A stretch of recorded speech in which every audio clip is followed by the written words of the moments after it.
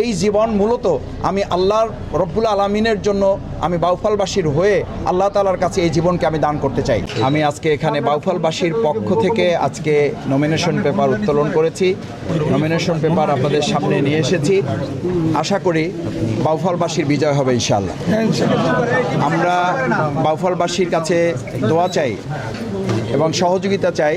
আমরা সবাই কাঁধে কাঁধ মিলিয়ে যেন একটা সুন্দর, সুষ্ঠু, অবাধ, নিরপেক্ষ পরিবেশে, ভয়মুক্ত পরিবেশে, আমরা অত্যন্ত শান্তিপূর্ণ একটা পরিবেশে আমাদের ভোটারগণ যেন ভোট দিতে পারেন, সেজন্য প্রশাসনের পক্ষ থেকে ইতিমধ্যেই বিভিন্ন ব্যবস্থা নেওয়া হয়েছে। আজকেও টিওনোর সাথে কথা হয়েছে, তিনি নিশ্চিত করেছেন যে ভোটারগণ অত্যন্ত নিরাপদ এবং ভয়মুক্ত পরিবেশে তারা ভোট দিতে পারবেন।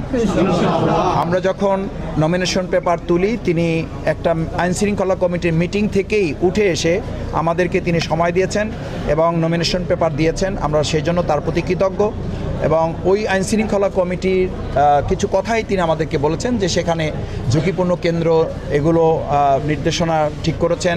রাস্তাঘাট কোথাও কোথাও সমস্যা আছে সেগুলো ওনাদের নলেজে আছে, এবং কোথাও কেউ কোনো সমস্যা করতে পারে এরকম বিষয়গুলো ওনাদের নলেজে আছে। সেগুলো নিয়েই ওনারা কাজ করছেন এবং ওনারা 100% আশাবাদী যে জনগণ তাদের ভোট তারা অত্যন্ত নিরপেক্ষভাবে এবং খুব নিশ্চিন্তে তারা ভয়মুক্ত পরিবেশে তারা দিতে পারবে। আমি বাউফলবাসীর সাথে বিগত 15 বছর ছিলাম। আমার বিরুদ্ধে 350 মামলা ছিল।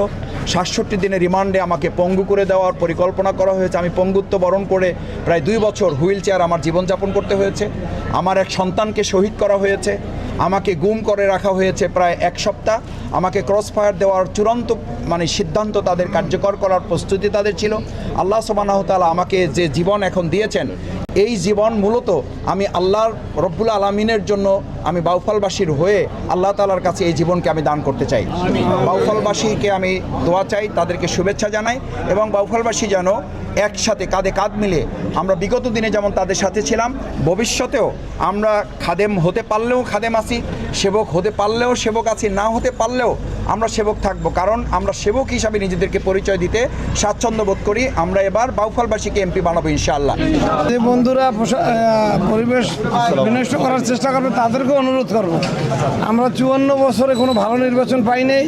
3 বছর তখন নির্বাচনে কোনো ভোটই দিতে পারেনি। এবার সকলে ভোট দিতে চায়।